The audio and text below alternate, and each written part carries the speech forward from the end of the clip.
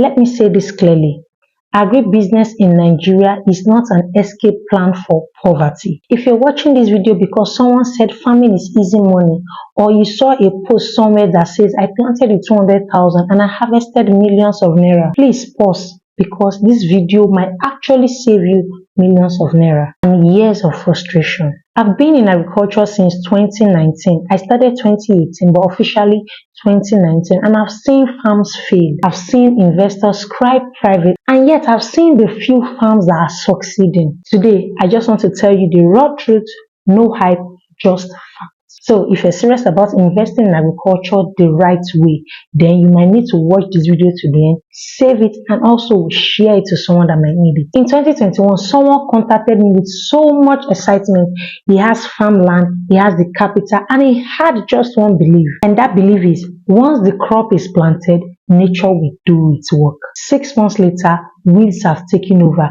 Inputs were poorly mismanaged. No supervision, no record, nobody to hold accountable for the loss that he just incurred. And the painful part is the farm did not just die immediately. The farm did not just collapse immediately. It slowly died. The first truth about agriculture business that you need to know is agriculture business is not farming.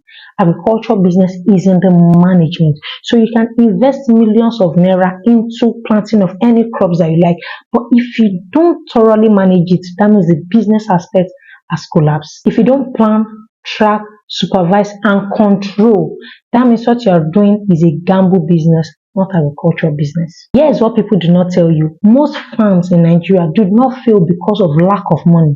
They fail because of poor structure. People budget for seed, they budget for land, but they forget to budget for constant weeding, logistics, supervision, monitoring, theft, weather delay, and even marketing timing. Let me be very honest with you. If you cannot afford proper management, that means you cannot afford to be doing agricultural business. Cheap farming is expensive. You either pay upfront with putting structures in place, or you pay later on by losing what you've invested. Now let's talk about you understanding the difference between farm investor and being a farm owner.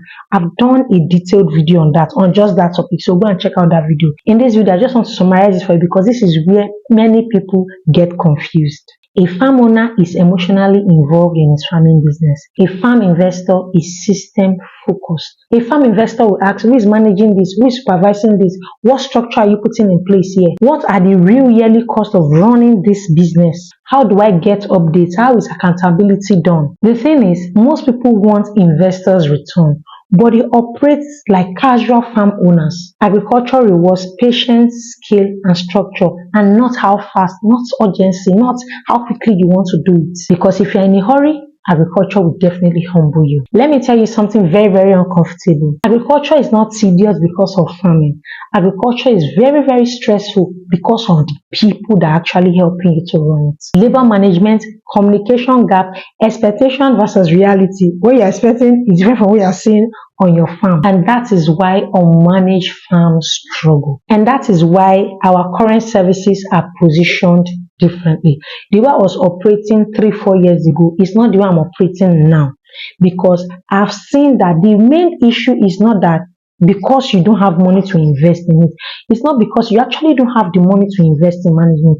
It's because you don't know how to go about it, and also because the people you are bringing in as your team actually do not also know how to go about it. So it's the issue of structure, and that is why what I do now is I try to put structure in place for you as a farm investor through clarity section, through consultation, and through my farm management services. I only work with serious investors, those that have 5 acres and above. If you want to wait, if you really want to invest, it's not that you want to do cash and carry, you want to plant today, you want to harvest tomorrow.